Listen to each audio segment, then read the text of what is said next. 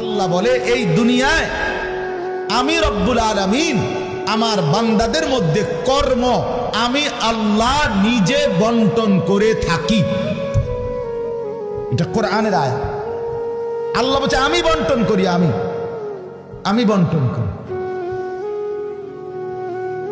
নাইলে কেউর পক্ষে সম্ভব না। আল্লাহ এই প্রখর রৌদ্রের মধ্যে কেউ কাজ করে, প্রচন্ড আগুনের মধ্যে কেউ কাজ করে। সিমেন্ট ফ্যাক্টরিতে গিয়ে দেখেন, রড ফ্যাক্টরিতে গিয়ে দেখেন।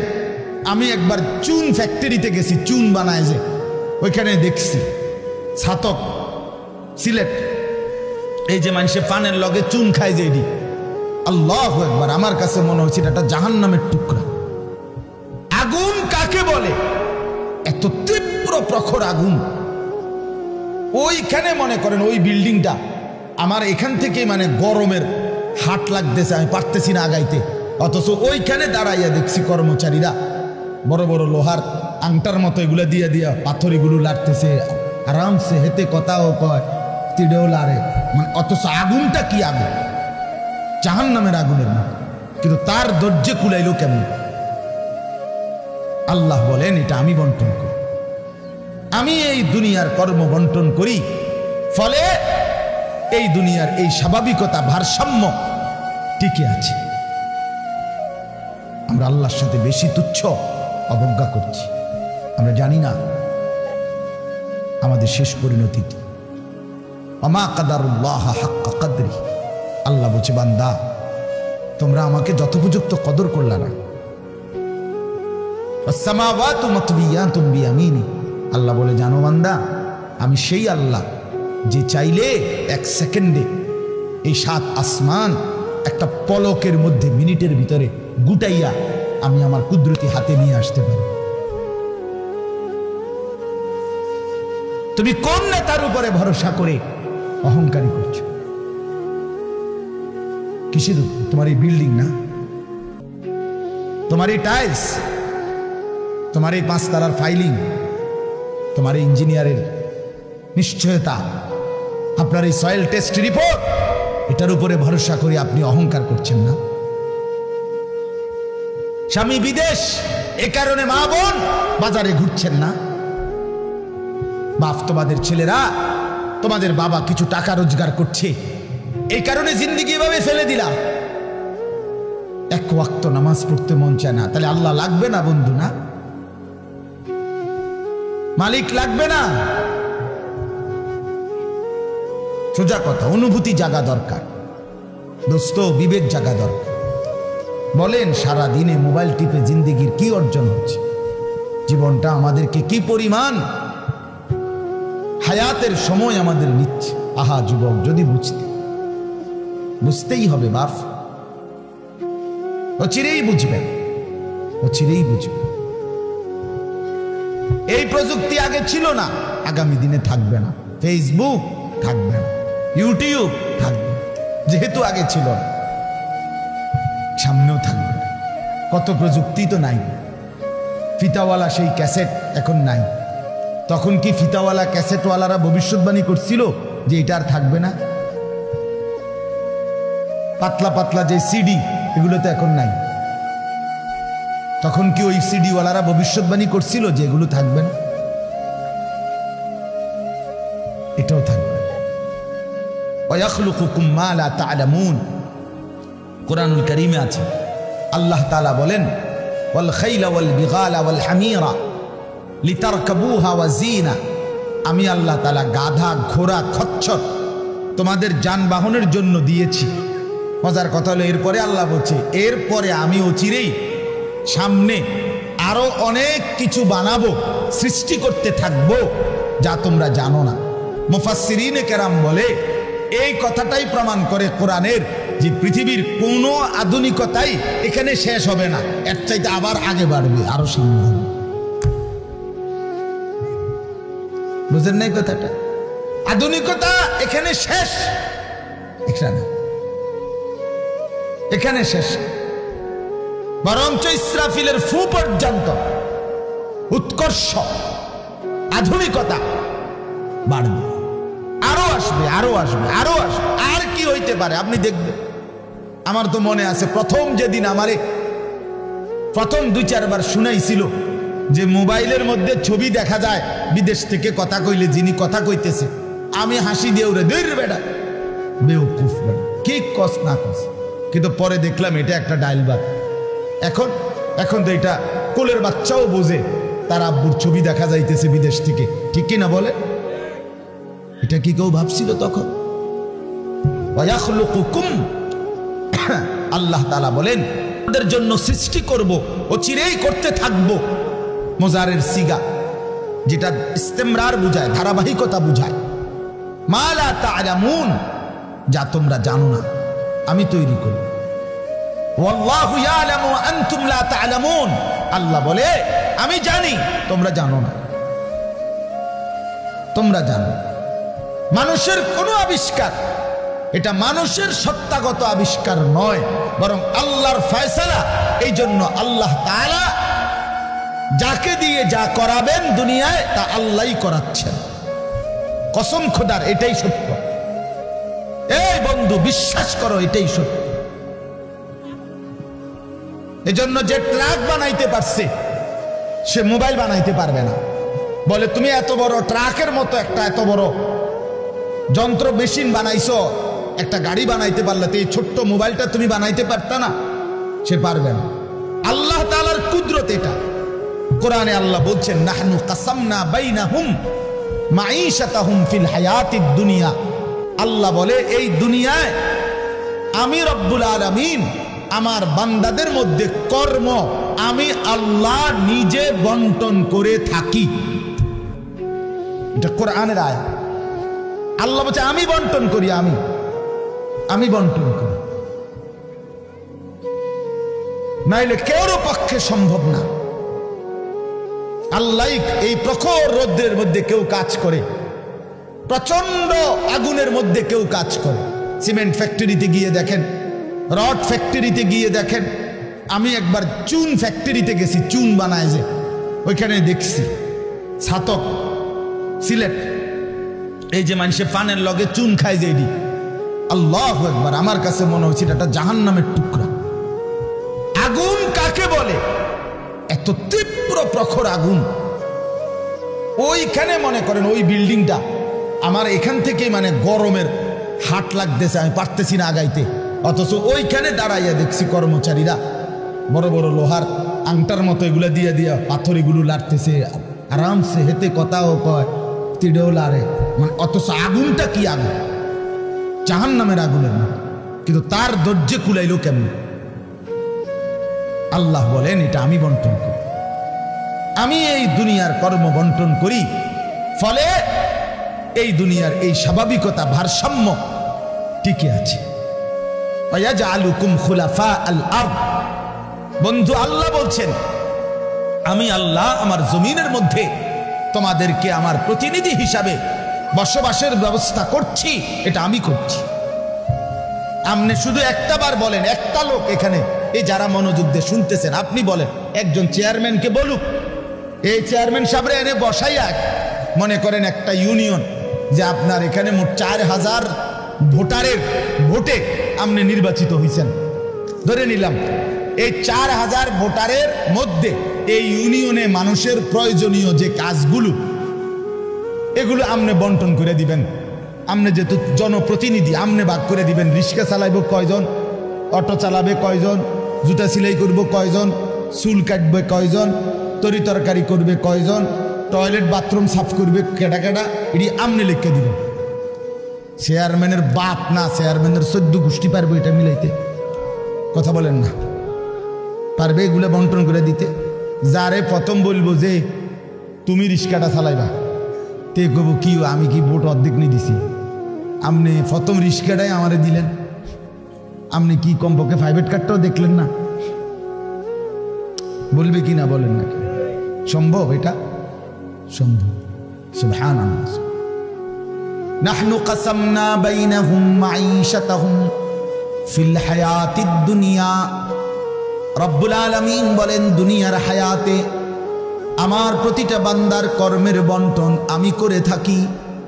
ওয়ারাফা'না বা'দাহুম ফাওকা বা'দিন, এরপরে আজীব কথা আল্লাহ বলেন, আমি রব্বুল আলামিন আমার বান্দাদের মধ্যে এই দুনিয়ায় একদল আরেক দল, একজন আরেকজনের উপরে মর্যাদাবান করে থাকি।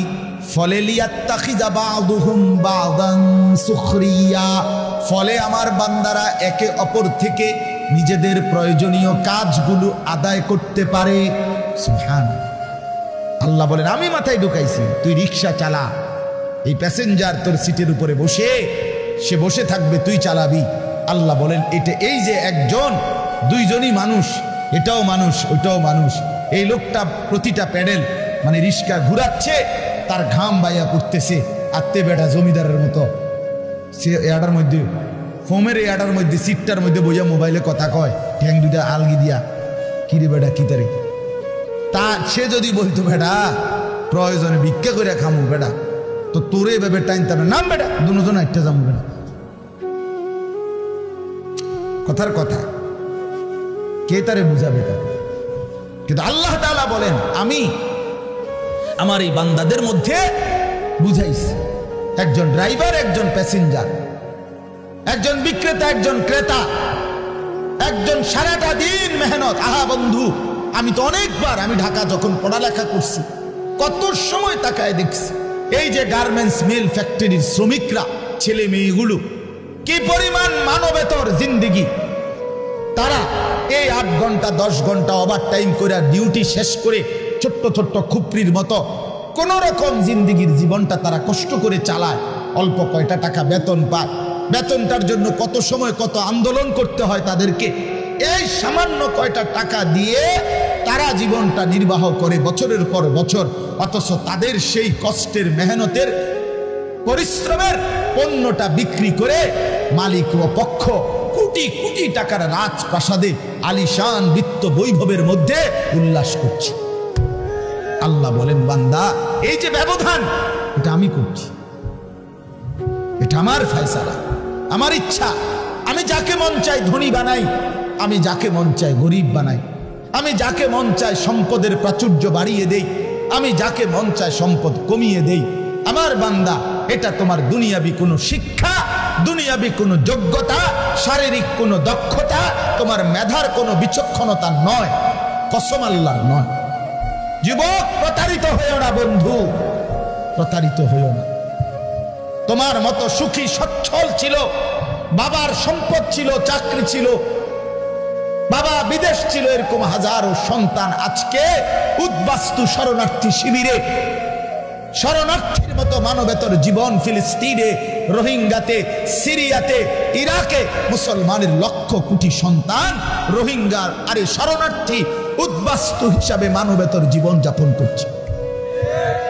এদেরও ফ্যামিলি ছিল, এদেরও মা ছিল, এদেরও বাবা ছিল, এদেরও ব্যাংক ব্যালেন্স ছিল, এদেরও হাস্যোজ্জ্বল চেহারা ছিল। বরং আমাদের চাইতে আরবের মানুষের চেহারা লক্ষ কোটি গুণ বেশি সুন্দর।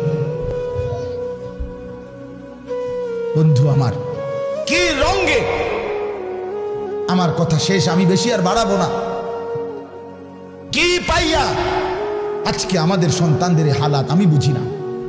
আরে বন্ধু, কি গুপ্তধন পাইয়া গেলা, কোন জমিদারি পাইয়া গেলা, যে জমিদারির কারণে আল্লাহকে এভাবে ভুলে গেলা? কারণটা কি? মুসলমানের বাবারা এভাবে ভুলে গেলেন কেন? মুসলমানের মারা এভাবে বেপর্দায় নামে গেলেন কেন? মুসলমানের বোনেরা এইভাবে অসভ্যতায় নেমে গেল কেন? হায়া কোথায়, লজ্জা কোথায়, শরম কোথায়? আল্লাহকে এইভাবে ভুলে গেলেন কেন? যে ঘরে বাপ মা জীবিত, অথচ ক্ষুধার 365 দিনে, একটা বছরে, একটা 16 বছরের 18 বছরের ছেলে মেয়ে, আহা, আপন মা বাপ জীবিত থাকতে কোনদিন একটা বছরে ফজরের নামাজ পড়লো না। এত বড় জানোয়ার মুসলমানের ঘরে ঘুমায় কেন বলে? এত বড় অসভ্য এক মুসলমান বাবা মা এই সময় এত বড় নাফরমান নিয়ে এই ঘরে জীবন চলছে কেমন? কারণটা কি? আল্লাহকে এভাবে ছেড়ে দিলেন কেন? আখেরাত এভাবে ভুলে গেলেন কেন? কি ব্যাপারটা কি?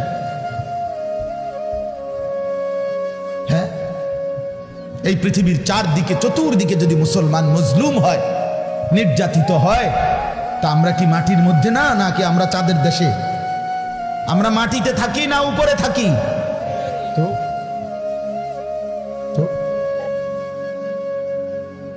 এই জন্য যুবক ভাই, নষ্ট হইও না বাপ, নষ্ট হইও না। এই বন্ধুর কথা মনে রাখো, আমরা মূর্খ না। আলহামদুলিল্লাহ, পড়ালেখা আমরাও করছি, জেনারেল লাইনেও পড়ালেখা করছি, মাদ্রাসার লাইনেও পড়ালেখা করছি। শতভাগ আস্থা নিয়েই বলতেছি, বুঝ নিয়েই বলতেছি। আমি কুমিল্লা ভিক্টোরিয়া কলেজ থেকে মাস্টার্স পাস করছি, আলহামদুলিল্লাহ। সরকারি আলিয়া মাদ্রাসা থেকে টাইটেল কামিল পাস করছি, কওমি মাদ্রাসা থেকে দাওরায়ে হাদিস পাস করছি। আজ বুঝেই কইতেছি, বুঝেই বলতেছি। ইংরেজিও পুরা পড়ছি, আরবিও পুরা পড়ছি। এই জন্য বিজ্ঞান সায়েন্স বিভাগ থেকে দাখিল পাস করছি, এসএসসি। আমি বন্ধু বুঝাইতে চাচ্ছি এই কথাটা অহংকারের জন্য বা ফুটাঙ্গির জন্য না, এই বাস্তবতাটা বুঝানো। এই দুনিয়ার এই সবটা মিলাইয়া আজকে যে কয়জন অভিভাবক আছেন অথবা যে কয়জন যুবক ভাই আছেন, দোস্ত, আমরা আল্লাহর সাথে বেশি বাড়াবাড়ি করছি, আমরা আল্লাহর সাথে বেশি তুচ্ছ অবজ্ঞা করছি। আমরা জানি না আমাদের শেষ পরিণতি কি। ওমা কাদারুল্লাহ হাক্কা কদরি, আল্লাহ বলছে, বান্দা তোমরা আমাকে যথোপযুক্ত কদর করলা না। আসসামাওয়াতু মাতবিয়াতুম বিয়ামিনি, আল্লাহ বলে, জানো বান্দা, আমি সেই আল্লাহ যে চাইলে এক সেকেন্ডে এই 7 আসমান একটা পলকের মধ্যে, মিনিটের ভিতরে গুটাইয়া আমি আমার কুদরতি হাতে নিয়ে আসতে পারি। তুমি কোন নেতার উপরে ভরসা করে অহংকারী করছো? কিসের উপর? তোমার এই বিল্ডিং না, তোমার এই টাইলস, তোমার এই 5 তলার ফাইলিং, তোমার এই ইঞ্জিনিয়ারের নিশ্চয়তা, আপনার এই সয়েল টেস্ট রিপোর্ট, এটার উপরে ভরসা করে আপনি অহংকার করছেন না? স্বামী বিদেশ, এ কারণে মা বোন বাজারে ঘুরছেন না? বাপ, তোমাদের ছেলেরা, তোমাদের বাবা কিছু টাকা রোজগার করছে, এই কারণে জিন্দেগি এভাবে ফেলে দিলা। এক ওয়াক্ত নামাজ পড়তে মন চায় না, তাহলে আল্লাহ লাগবে না বন্ধু? না, মালিক লাগবে না? আল্লাহকে লাগবে না? তাই আজকে যারা এশার নামাজ পড়ো নাই, কেন পড়লা না? এই হাইওয়ান, পড়লা না কেন? এই হারামি, পড়লা না কেন? সারাদিনে এক ওয়াক্ত নামাজ পড়ো নাই যে, তোমার চাইতে নিকৃষ্ট মানুষ, নির্লজ্জ মানুষ আর কে হইতে পারে? মুসলমানের ঘরে জন্ম নিয়ে এক মুসলমান মায়ের পবিত্র দুধ এক টানা 2টা বছর খেয়ে এত নিকৃষ্ট মানুষ হয় কেমন? এত নিকৃষ্ট মুসলমান হয় কেমনে মিয়া? এত সভ্য মুসলমানের রক্ত এত বেদামি হবে কেন? অনুভূতি এভাবে মরে যাবে কেন? এই জন্য আমি আপনাদের সামনে কোরআনুল কারীমের যে আয়াতটা পড়ছি, সূরা আলে ইমরানের 102 নম্বর আয়াত, আল্লাহ তাআলা বলছেন, ইয়া আইয়ুহাল্লাযীনা আমানুত্তাকুল্লাহা হাক্কা তুকাতিহ, হে ঈমানদারগণ, হে মুসলমানরা, মুমিনরা, তোমরা আমার, আল্লাহ বলছে 89 বার কোরআনুল কারীমের মধ্যে আল্লাহ তাআলা, একবার দুইবার না দোস্ত, হে ঈমানদারগণ, হে আমার মুমিন বান্দা, এই কথা বলে আল্লাহ 89, 8, 9, 89 বার আল্লাহ কোরআনে ডাক দিয়েছে। বলছে, তুমি আমার বান্দা, তুমি মুমিন, তোমারে আমি জান্নাত দেব। বান্দা, তোমারে আমি জান্নাত দিতে চাই, বিশ্বাস করো, তোমার জন্যই জান্নাত, কোনো বেঈমানের জন্য জান্নাত না। ঈমানবিহীন কেউ জান্নাতে যাবে না। পৃথিবীর সমস্ত ভালো কাজ যদি কোনো বেঈমান করে, তবুও সে জান্নাতি হবে। গোটা পৃথিবীটাও যদি কেউ মালিক হইয়া দান করে দেয়, এত বড় মহানুভব, কিন্তু সে বেঈমান, ইমান হীরা হারা, কালেমা হারা, সে কশ্চিন কালেও পরকালীন মুক্তি পাবে।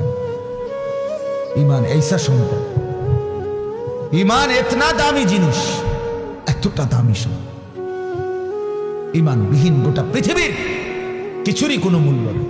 তো আল্লাহ বলে সেই ইমান আমি তোমাকে দিয়েছি বান্দা, আমি গ্রহণ করছি। ইয়া আইয়ুহাল্লাযীনা আমানু, হে ঈমানদারগণ। তার মানে তোমার এটা ফরমটা আমি নিছি, তোমার ঈমানদার হিসাবে গ্রহণ করছি, তোমারে মুসলমান বলে নিলাম আমি। এই জন্যই তো ডাক দিলাম, আমার বান্দা, ডাক তো তোমাকে দিলাম। হযরত হাসান বসরি রাহমাতুল্লাহ আলাইহি বিশ্ববিখ্যাত তাবিঈ ছিলেন, আলেম ছিলেন, শ্রেষ্ঠ বুজুর্গ ছিলেন হাসান বসরি রাহমাতুল্লাহ। আমরা তাফসিরে পড়ছি, উনি বলতেন যখনই কোরআনের এই আয়াত ইয়া আইয়ুহাল্লাযীনা আমানু এটা শুনবে, তো প্রত্যেকটা মুমিনের উচিত সে কান খাড়া করে সাথে সাথে নড়ে চড়ে বসা, আর হৃদয়ের মধ্যে কথা আনা, আমার মুনিব আমাকে ডাকছেন, এখন হয়তো আমাকে কিছু করতে বলবেন অথবা কিছু নিষেধ ছাড়তে বলবেন, আর আমার উচিত মুনিবের ডাকেই সাড়া দেওয়া। তো আল্লাহ তাআলা এখানে বলছেন ইয়া আইয়ুহাল্লাযীনা আমানু, হে ঈমানদারগণ, ইত্তাকুল্লাহা হাক্কা তুকাতি, তুমি পূর্ণ হক আদায় করে সামর্থ্যের সবটা দিয়ে, নিজ যোগ্যতার সবটুকু দিয়ে, নিজ সামর্থ্যের সবটা দিয়ে হক আদায় করে তুমি আল্লাহকে ভয় করো, তাকওয়া অর্জন করো। আখিরাত খামখেয়ালি করো না, আল্লাহর হুকুম মানাটাকে খামখেয়ালি করো না, নয়সয় মনে করো না, জোরাতালি মনে করো না।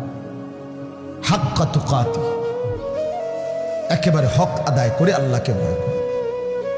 এই কথাটা যে আল্লাহ কোরআনে বন্ধু কতবার বলছে, বারবার বারবার বারবার।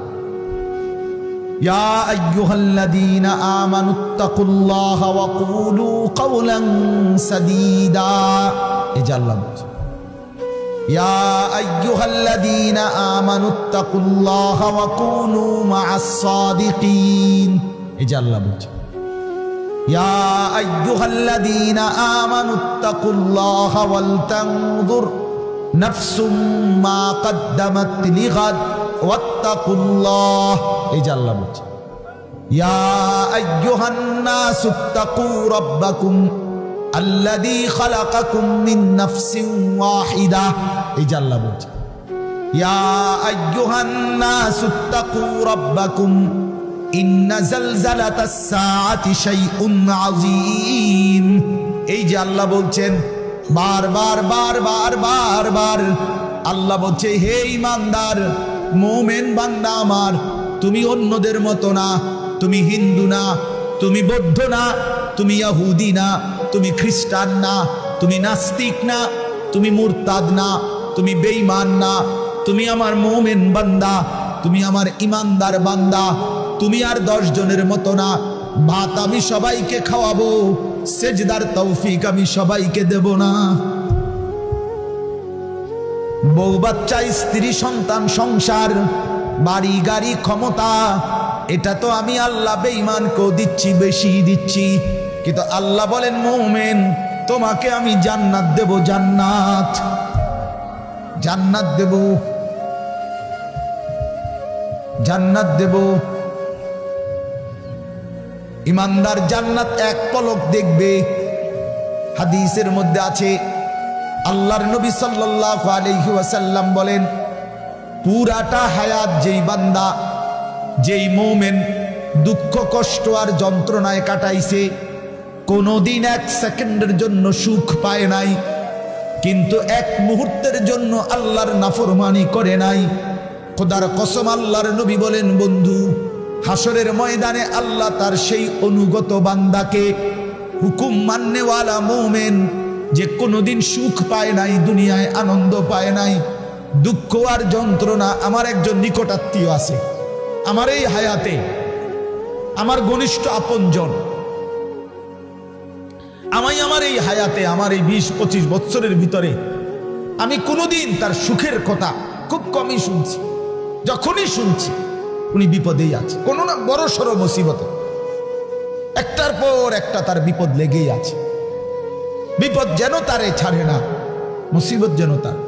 আমি তার জন্য নিজে উমরা করছি, কত সময় কত দোয়া আমার সেই আপনজনের জন্য আমি করি, কিন্তু আমার কাছে মনে হয় আমার মালিকের ফয়সালা এটা যে মুসিবত তাকে ছাড়ে না, বিপদ তাকে ছাড়ে না।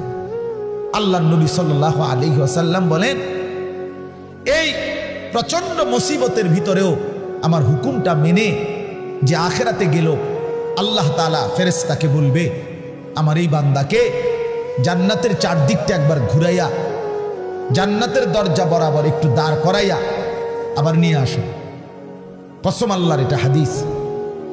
ওই জীবনভর দুঃখ কষ্টে আল্লাহর হুকুম মেনে গেছে, সেই লোকটাকে চারদিকে ঘুরাইয়া জান্নাতের দরজার কাছে একটা মিনিটের জন্য ফেরেশতা দাঁড় করাবে। জান্নাতের একটা মিষ্টি বাতাস 1 সেকেন্ডের জন্য তার কলিজাটার মধ্যে এসে লাগবে ভিতর থেকে। এইবার লোকটাকে আল্লাহ রসুল বলেন, আল্লাহর সামনে যখন আনা হবে, আল্লাহ তাআলা জিজ্ঞেস করবে, আমার বান্দা জীবনটা বুঝি দুঃখ আর কষ্টেই কাটাইছো না? কসম আল্লাহর হাদিসে আছে, ওই বান্দা বলবে, মাওলা বলেন কি মাওলা, জীবনের দুঃখ কি জিনিস আমি তো কখনোই দেখিনি। আল্লাহর কসম, রসুল বলছে, মুমিন ওই 1 সেকেন্ডের জান্নাতের বাতাস তার 70 বছরের দুঃখ ভুলায় দেয়।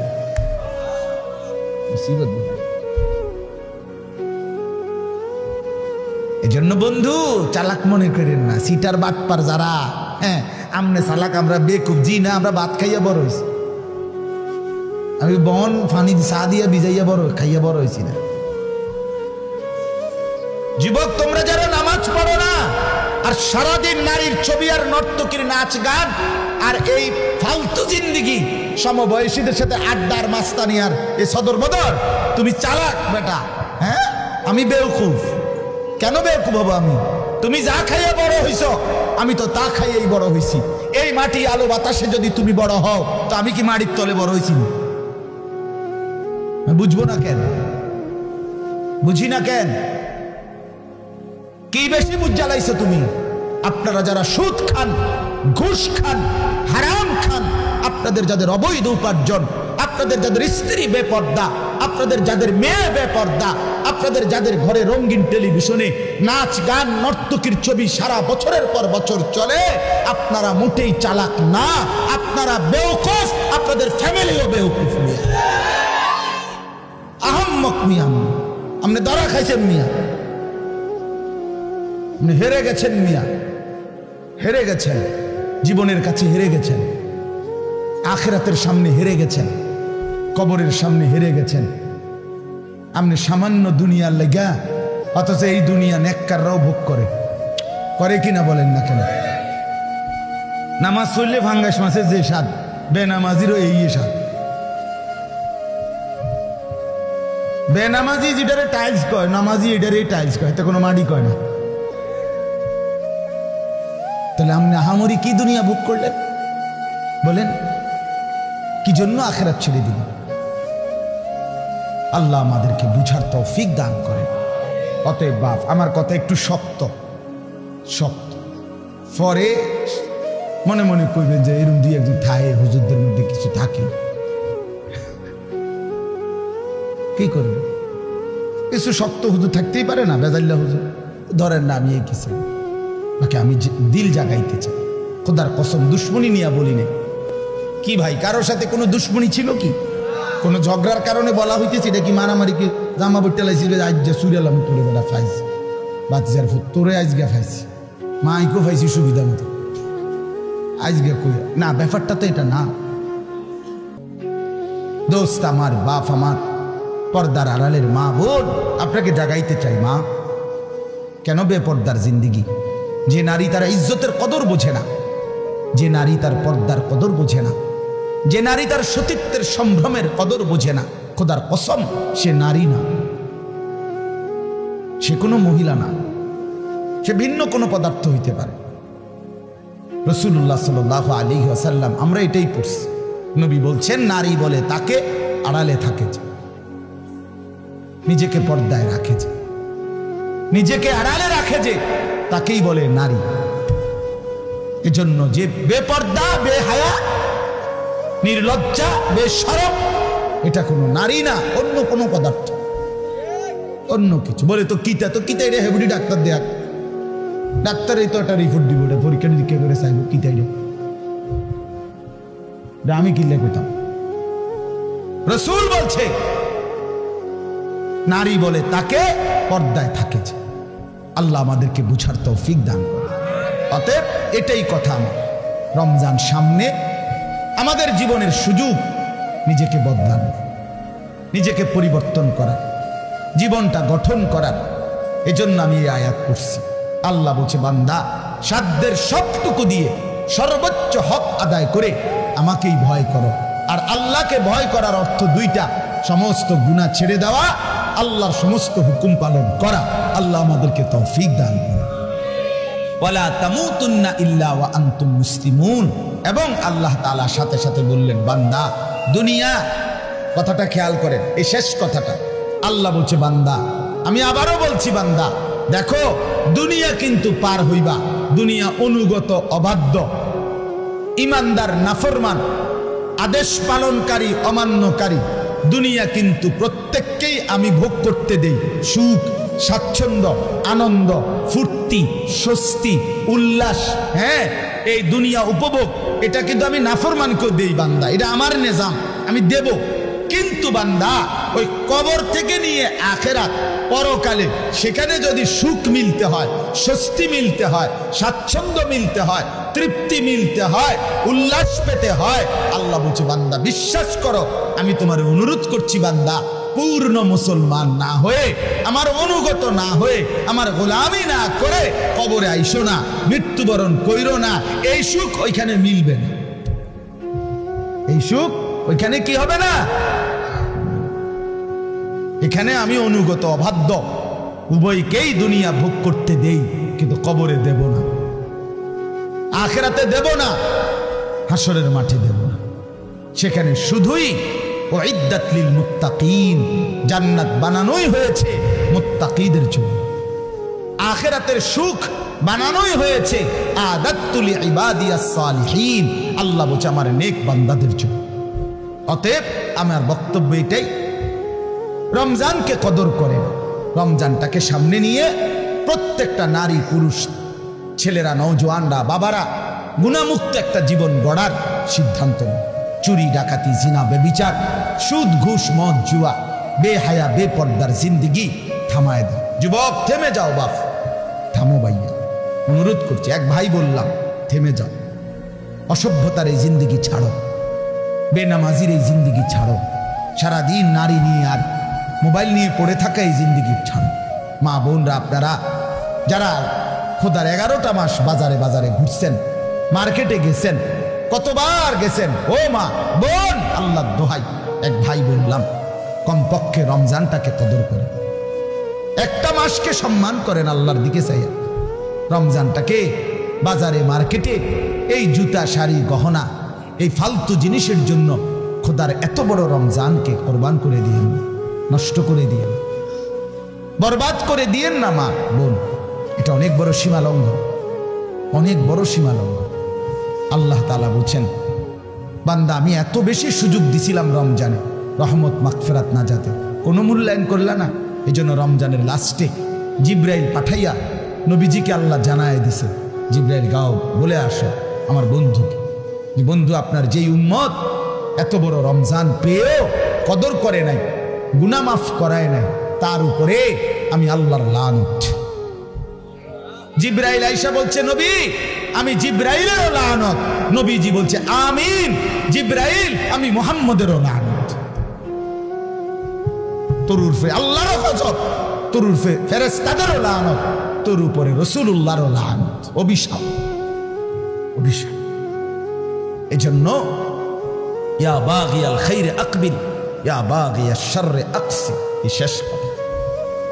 নবী সাল্লাল্লাহু আলাইহি সাল্লাম বলে রমজানের রাতে প্রত্যেক দিন, সারাদিন রমজানে ফেরেশতা ডাকে, হে নেক কাজের আগ্রহীরা এগিয়ে আসো, হে গুনাহের কাজের আগ্রহীরা এবার তো থামো, এটা থামো।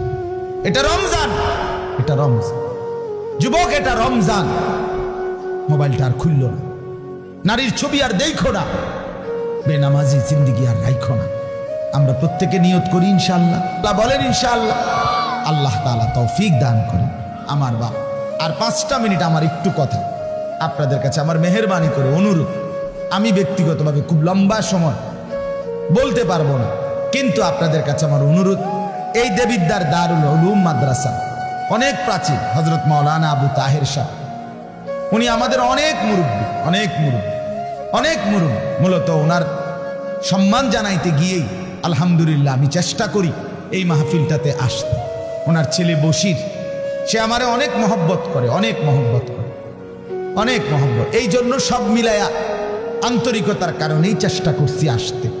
আপনাদের কাছে অনুরোধ, এই মাদ্রাসাটা সবচেয়ে প্রাচীন দেবিদ্বারের পুরাতন মাদ্রাসাগুলোর মধ্যে এটা একটা। আমাদের মাসিকারা মাদ্রাসা, আমাদের রামপুর মাদ্রাসা, এগুলো যেরকম প্রাচীন মাদ্রাসা, এটাও আলহামদুলিল্লাহ অনেক প্রাচীন একটা মাদ্রাসা। একটা মাদ্রাসার অনেক জরুরত, অনেক প্রয়োজন। মাদ্রাসার নতুন ভবন, মাদ্রাসার সার্বিক ব্যবস্থাপনা, একটা মাহফিলের ইন্তজাম, মাদ্রাসার সমস্ত খরচ সব মিলায়া অনেকগুলো টাকাই সবসময় সারা বছর প্রয়োজন হয়। আপনাদের কিছুটা ভালোবাসা, সহযোগিতা, আন্তরিকতা, একটু দান, একটু সহযোগিতায় আপনি খুব ক্ষতিগ্রস্ত হবেন না, কিন্তু মাদ্রাসা লাভবান হবে, আপনার আখিরাতও লাভবান হবে। এই জন্য 5টা মিনিট আমি অনুরোধ করছি, প্রত্যেকে ইনশাআল্লাহ দয়া করে, মেহেরবানি করে, যার যার সামর্থ্য মতো ফিরাইয়া দিয়েন না। এক ভাইয়ের আবেদন ফিরাই, মাদ্রাসার জন্যই চাইছি, আখিরাতের আশাই চাইছি, আপনার ভালোর জন্যই চেয়েছি। যে টাকাটা দিবেন, খোদার কসম রাসূল বলছে উম্মত এটাই তোমার থেকে যাবে, এটাই থাকবে শুধু। অতএব দানটাই থাকবে, আমারটাও আপনারটাও। আমরা প্রত্যেকে ইনশাআল্লাহ একটু বলি যে নগদ দিলে নগদ দেন, আর যদি পরে দিবেন তো বলেন, এক্ষুনি লিখে রাখেন। আপনারা দিলেও 5 মিনিট, না দিলেও 5 মিনিট, এই 5-6 মিনিটের ভিতরে আমি আর বাড়াবো না, বলেন ইনশাআল্লাহ। আলহাজ মোশাররফ হোসেন ভূঁইয়া সাহেব 5000 টাকা, আল্লাহ কবুল করেন, মাশাআল্লাহ। ওই যে চাচা, কি নাম, শহীদুল্লাহ মাস্টার সাহেব 2000 টাকা, শহীদুর রহমান মাস্টার, মাশাআল্লাহ, চাচা যান দিবেন 2000 টাকা, আল্লাহ কবুল। আরো বলেন ভাই কিছু, ভাই কি নাম চাচা? সেলিম ভাই 1000 টাকা, আল্লাহ কবুল করেন, মাশাআল্লাহ। বলেন একটু হিম্মত করেন, দেরি করায়েন না। এক মুমিনের সিফাত, বৈশিষ্ট্য, সে নামাজ পড়ে প্রতিদিন, দান করে প্রতিদিন, এটা মুমিনের বৈশিষ্ট্য। বলেন ইনশাআল্লাহ। আরো কিছু ভাই বলেন বাবা, কি নাম চাচা? হাজী মোহাম্মদ রমিজ উদ্দিন, চাচা যান 2000 টাকা দিবেন, আল্লাহ কবুল করেন। কি নাম? গিয়াসউদ্দিন ভাই, ওই যে দেখেন 1000 টাকা দিবেন, আল্লাহ কবুল করেন।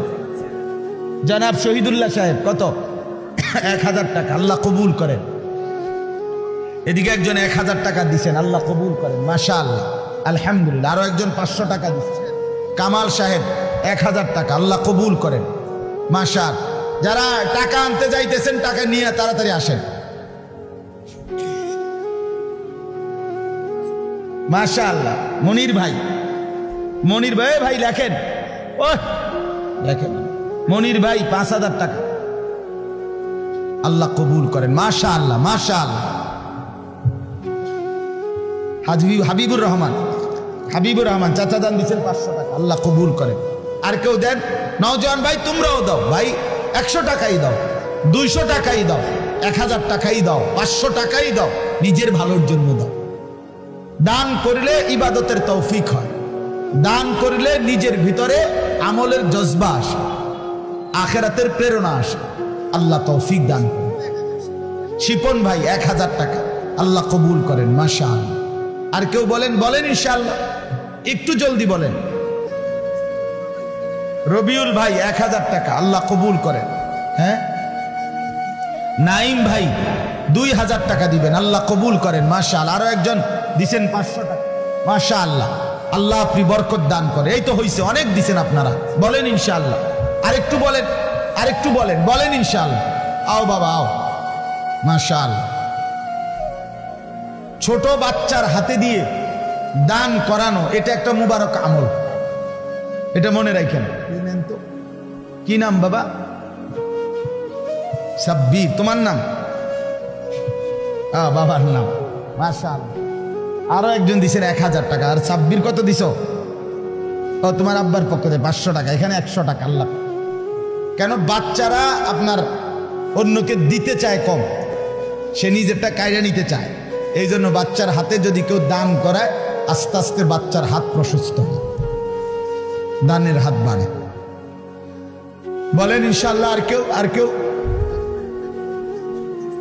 এমদাদুল্লাহ ভাই, মোহাম্মদ এমদাদুল্লাহ 1000, আল্লাহ কবুল করেন, মাশাআল্লাহ। আর কেউ?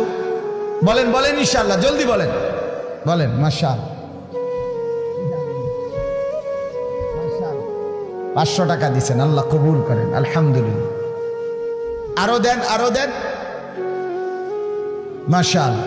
দুইজন ছাত্র ভাই যাও ভিতরে, আল্লাহর বান্দাদের হাতের কাছে যাও। মাদ্রাসার বড় সাব্বির, মিজানুর রহমান ভুইয়া 1000 টাকা, আল্লাহ কবুল করেন, মাশাআল্লাহ।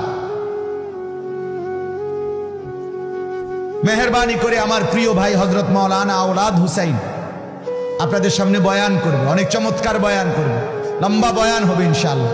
দয়া করে কেউ উঠেন না।